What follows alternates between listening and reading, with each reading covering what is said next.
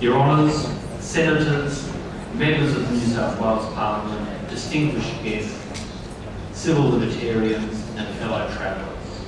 It is my pleasure to welcome you here tonight in my first official duty as the newly elected President of the New South Wales Council for Civil Liberties. Some of you may already be missing the familiar face of Carolyn, who has this week stepped down from the presidency after at least 13 years. You can relax. Cameron's here tonight and will address you shortly. Cameron has been president of CCL for more than a quarter of its 50-year existence. While he has been the most commonly seen public face of the organisation over that time, there is, fortunately, significant depth to the organisation. The executive and committee that were elected at the AGM this week has a good mixture of experience and youth. As we're celebrating tonight 50 years of civil liberties advocacy and the extraordinary characters who were a part of the movement during that time, we are developing the next generation of civil libertarians to carry forward the Council's core values for the next half-century. One of the extraordinary characters who features prominently throughout the whole of the 50 years of CCL's history is the Honourable Michael Kirby.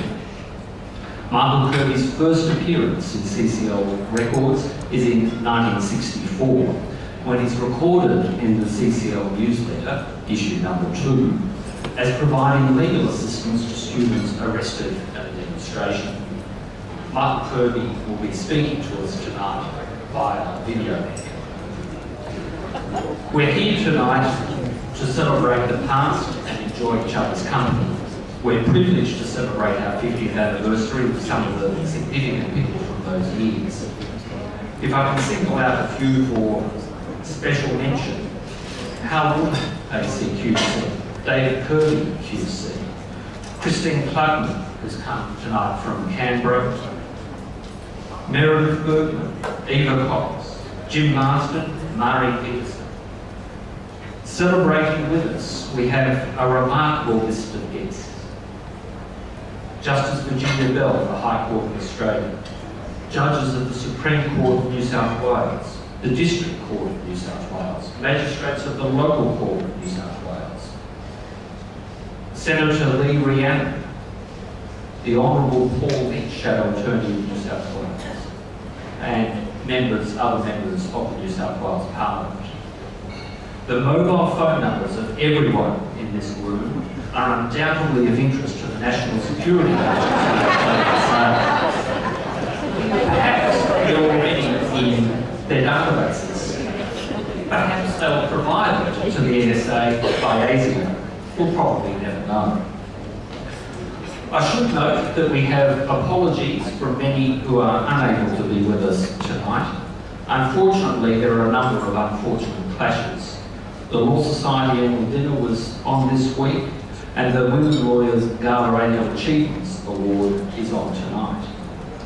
At least one friend of mine was unable to attend because of a One Direction concert. Another politely declined because he had a primary school reunion that he preferred to go to. So you can see where some people's priorities lie. I'll particularly mention apologies from Michael Kirby. He apologises for being here only via video rather than in person. Terry O'Gorman, who emailed this morning to say that he was so overwhelmed with the workload arising from the anti-bikie laws in Queensland that he was unable to come. Jim Staples, who sent a message saying involvement in the Council for Civil Liberties was a high point in his career. Apologies also from George and Joan Marston, John Dowd, Wendy Bacon, David Marr and Senator Sam Castiglione. We are also here tonight to lay the foundations for the future. That is code for me reminding you that tonight is unashamedly a fundraising dinner. We're conducting a raffle. Raffle tickets are on your table. There are some fabulous prizes. I'm sure there'll be a slide with those in a little while. Please make sure that your table buys all of the tickets is a book. and additional books are available on request. Donations to CCL will be accepted, and for those of you whose membership has lapsed or who have never been members, we can process your renewals or applications. Photographs from tonight will be on sale later at the back of the room. The photographer Peter Kingsley has kindly agreed to donate part of the proceeds of sale to CCL. So at the outset of tonight's celebration of 50 years, I wish to propose a toast to the founders of CCL, the individuals who have had the privilege of receiving honorary life membership and the past presidents. Over the 50 years, 9 individuals have received life membership and there have been 10 presidents. The honorary life members have been Bob St John, George Peterson, Jack Ferguson, Ken Buckley, Mary McNish, John Marsden, Berenice Buckley, the Honourable Michael Kirby, and as of this week, Cameron Murphy. I toast our honouring life members.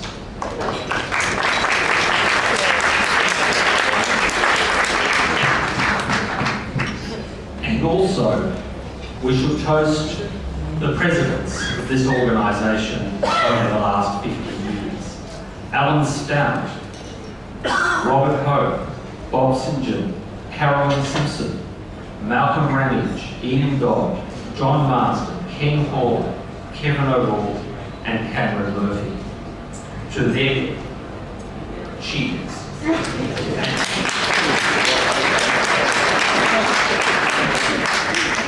So, welcome tonight. We'll be back with you shortly. The food should start coming out about now. Have a great the Honourable Justice Carolyn Simpson to reflect on the past 50 years of civil liberties advocacy by this Council.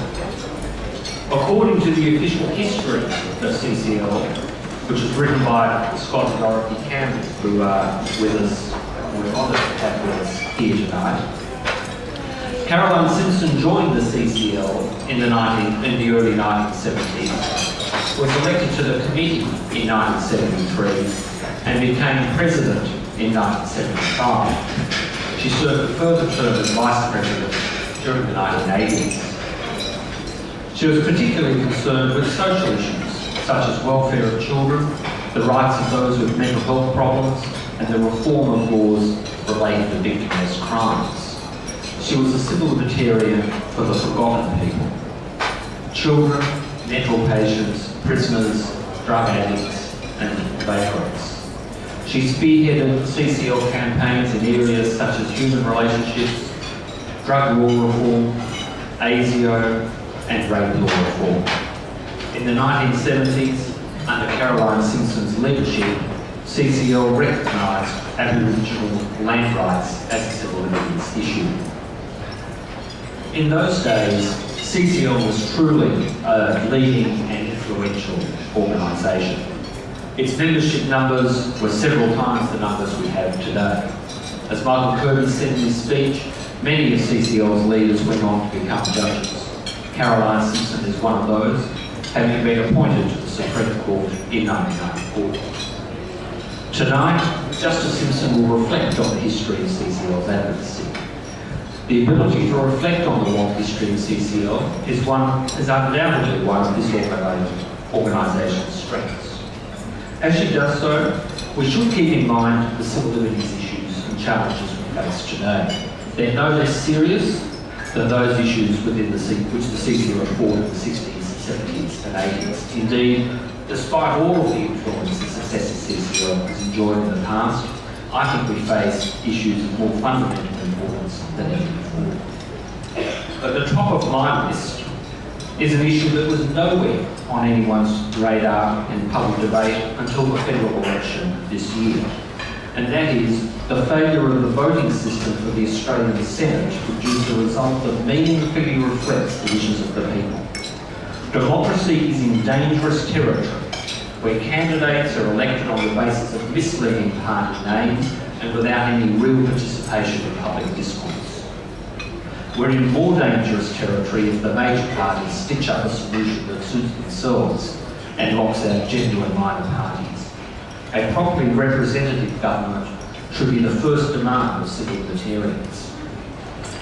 The second demand should be to recognise proper limits on the power of democratically elected governments to pass laws by reference to internationally recognised human rights standards.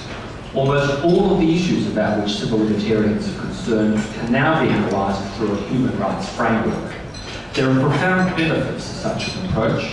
The development of a human rights jurisprudence around the world provides a common language and intellectual framework for dealing with many difficult issues. Australia is presently the odd man out in international legal terms.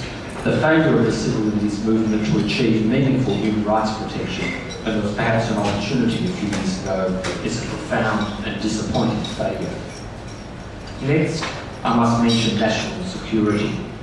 As civil libertarians, we're committed to campaign against extraordinary and dangerous powers given to ASIO in the past decade in response to fears concerning national security. In the past year, there have been several serious reports by government-appointed committees recommending repeal of at least some of these powers. Undermining the ideals of a free society in peacetime, indefinite detention is imposed on people in Australia on national security grounds, not as a result of conviction of any crime following the process of the criminal law, but merely on an assessment that would not stand up to a moment's scrutiny in any court. The fact that the victims of this situation are not Australian citizens does not diminish the enormity of the outrage. CCL is conducting an ongoing campaign on ASIO, launched at last year's dinner at this venue. ASIO was a big issue in the period when Carolyn Simpson was involved in CCL, and her advocacy led to fundamental reforms through the Hope Royal Commission. There's another perennial subject that has never gone away and Carolyn Simpson was closely involved with, and that's the New South Wales Police. In the 70s, there was a campaign in relation to summary offences, and Rand government repealed the then discredited Summary Offences Act, but placed many of its controversial provisions in other legislation. There have been further substantial reforms since then, but today it is apparent that there are serious deficiencies in the New South Wales Police which have been exposed in the Police Integrity Commission and in the Coroner's Court. There have been needless deaths, police brutality, and worst of all, organised cover-ups. CCL remains active in the field. On Monday, for example, we're meeting with former Federal Attorney General Robert McClelland, who is conducting an inquiry into police critical incidents for the New South Wales Government. At the other end of the scale, CCL continues to arrange legal representation for protesters arrested at demonstrations, and through doing so, gains detailed knowledge of unsatisfactory police behaviour. CCL remains committed to campaigning on a wide range of issues. At our annual general meeting earlier this week, we passed detailed resolutions dealing with asylum seekers, global surveillance and data collection, whistleblowers and the right to know, and censorship. The last of these has been another perennial issue in which CCL has always been involved. As we deal with the civil liberties issues of today, we do so with the depth of 50 years of history. This places CCL in an enviable position. Many of you here tonight have been part of that history, others of you are part of the future. It is on nights like tonight that we can bring the past and the future together. Tonight will probably not bring the controversy that CCL's infamous 21st birthday celebration brought, when Premier Rand discarded his prepared speech and launched into a vicious attack on what he saw as the timidity of CCL.